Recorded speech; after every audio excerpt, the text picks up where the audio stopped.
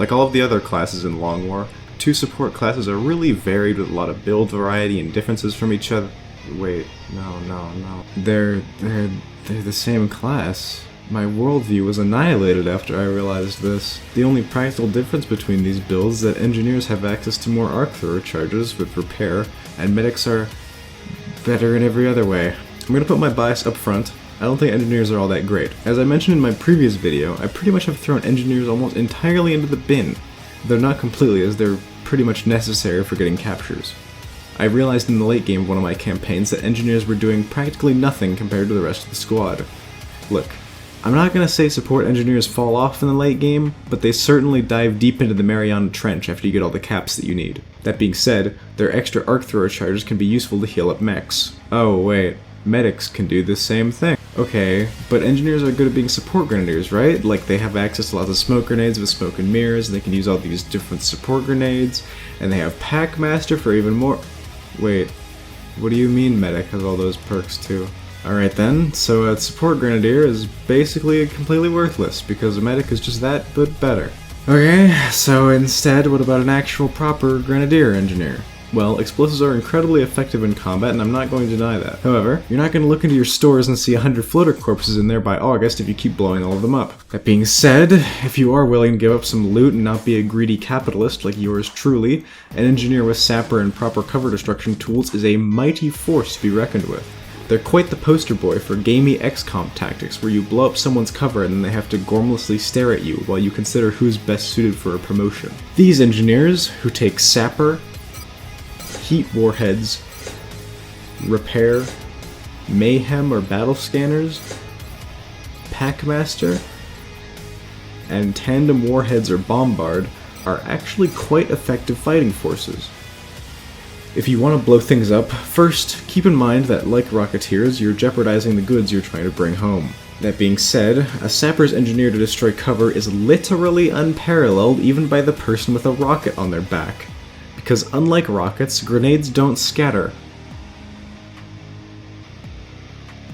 The reason for the choice between mayhem and battle scanners early in the tree is just in case you want some sort of utility from them. Make sure to be checking those things everywhere during terror missions, as civs in Vision cannot die from random heart attacks. Alright, look, listen closely. Do not take rockets on an engineer. It's funny, I'll admit, but holy crap is it bad.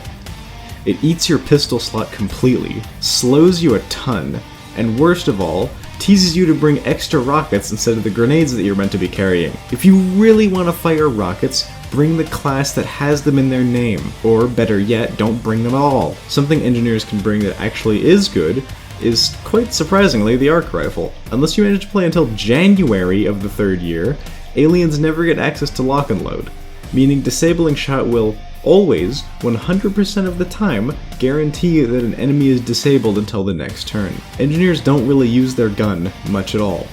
They bring an SMG for a reason. They just want the mobility from it. Missing out on an extra 3 mobility for disabling shot is well worth it in my opinion, especially with the quite static trench warfare squad comp that I personally run. That being said, if you prefer to instead throw an SMG on them and have them operate as an organic mortar, that's perfectly valid too. When you see a target you want a grenade, whether it be allied or enemy, try to break line of sight with the enemy and chuck a grenade over whatever you're hiding behind. Because we're playing Jake's game, this can be super inconsistent, but works most of the time. I'm rolling. Aside from that, an engineer's biggest boon they can provide a squad is their arc thrower charges.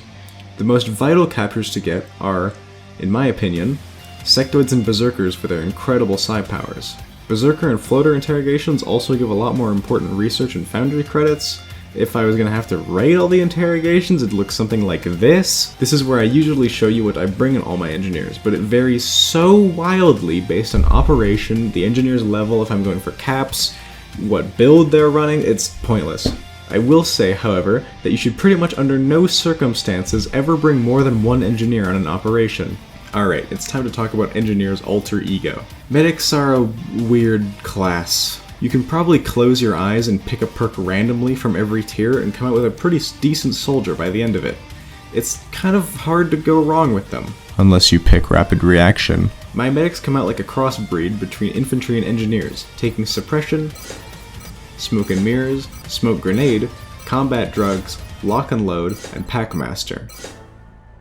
It's like a support engineer, except they have infinite suppression. If you couldn't tell from the running theme, I'm a huge fan of this. That all being said, and my own personal biases out of the way, there are plenty of arguments to be made for taking Paramedic and Revive. It lets your medic run out into the open, revive someone, and have them both dash into cover in that same turn. This is obviously incredible. However, I've always been an advocate for preventing wounds in the first place rather than expecting to recover from them.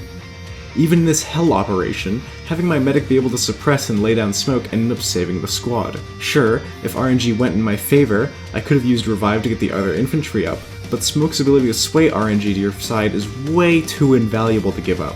And I would have probably had everyone die without it, not just the scout. This ended up happening a little later in that operation, though?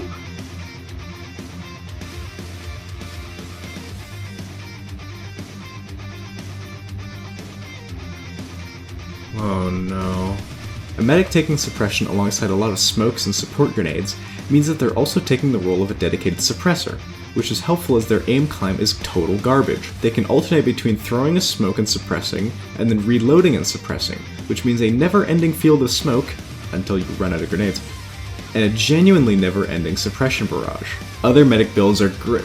Wait, no, not rapid reaction, no, anything but. Can you believe that I wrote this? I feel so wrong looking back at my outline. I almost advocated for a rapid reaction medic. Oh my god, I think I'm gonna be sick. Because I haven't yet, let me explain why rapid reaction is a terrible, awful, god, just don't use it perk. First, the perk itself. You have to hit a target to get another Overwatch shot up to 3 times. This sounds great on paper, except then you factor in how Enemy Unknown handles Overwatches. I think in all my time running this perk, I've seen all 3 Overwatches get used, like, maybe once. It's pretty unlikely that you'll not only hit an Overwatch shot, but have the enemy move again in the same turn for you to hit another one, and even less likely that it'll happen a 3rd time. Not to mention, if you miss, the perk is literally worthless. This is also assuming that Jake even lets you take the Overwatch. Line of sight is not exactly consistent. Secondly, the class's rapid reaction is on.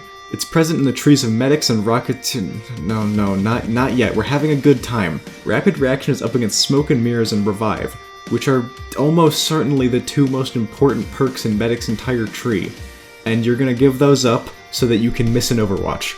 Not to mention with medics, you want to be suppressing with them anyway, and with rocketeers you want to be steadying for rocket aim. So, like, when are you even gonna be overwatching? It's a terrible perk, don't use it. Both support classes specialize in something that's not super concrete, and it's something I like to call RNG wrangling. If you'll pardon the brief philosophy lesson, XCOM as a whole is an exercise in wrangling the RNG in the player's favor. It's wild, and it can never be truly tamed or controlled, but it can be influenced. Both the medic and the engineer serve as RNG safety nets should it manage to buck a little bit too hard. Like when you come across one of these, UFO clown cars.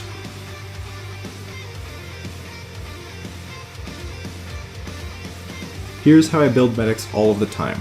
It's a toss-up between bringing a flashbang, chem grenade, and meme beacon in the late game, but I generally go with whatever sounds the funniest. Usually that's a meme beacon and chem grenade, but leave the flashbang to, like, the scout, I guess? Next time we get to talk about assaults, and oh, no, I don't want, no, god, I have to talk about rocketeers, don't,